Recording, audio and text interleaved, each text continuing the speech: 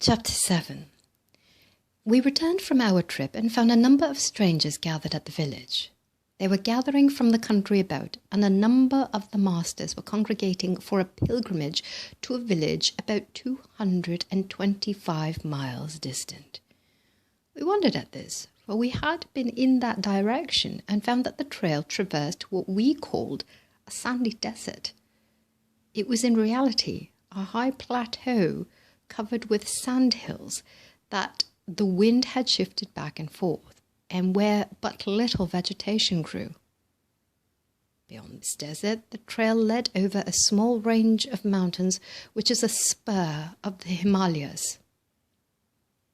That evening, we were invited to accompany the expedition, and were told we would not need to take the more cumbersome part of our outfit, as we would return before crossing the main Himalayas.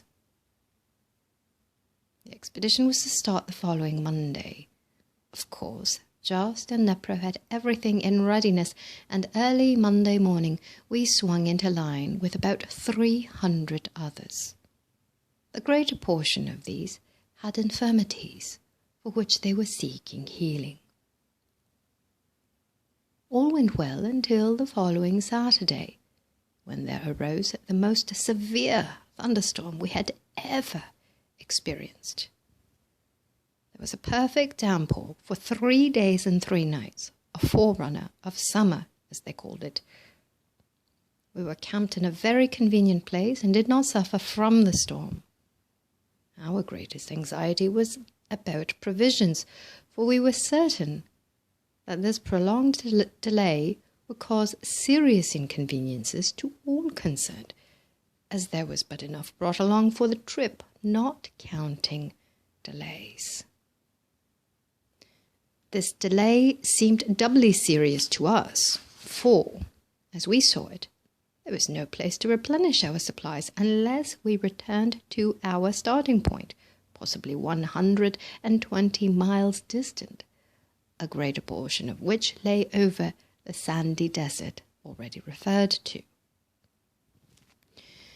Thursday morning, the sun rose clear and beautiful, but instead of pushing on, as we had expected, we were told that we would wait where we were until the trails had dried and the rivers had receded, so we could proceed more comfortably. We were all fearful lest our provisions should be exhausted, and one of our party voiced this fear. EMIL, who had charge of the whole outfit, came to us and said, "You need not fear. Does God not take care of all his creatures, both great and small? And are we not his creatures? You will see that here I have a few kernels of corn, or corn seed. I will plant them. By this act, I have definitely said that I want corn. I have formed corn in my mind. I have fulfilled the law, and in due season it will come forth.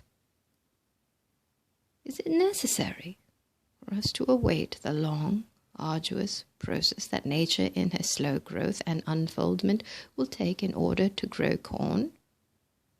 If so, we would be obliged to wait a long, hard time to obtain it. Why not use a higher or more perfect law given us by the Father to produce it? All that is required is to become quiet and visualize or idealize corn. And we have corn cured, ready for use. If you doubt it, you can gather it, grind it into meal, and make it into bread.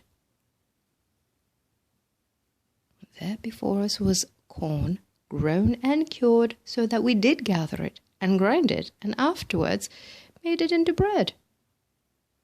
Then EMIL went on to say, "This you have seen and believe, but why not use a more perfect law and bring forth a more perfect thing, or exactly what you want.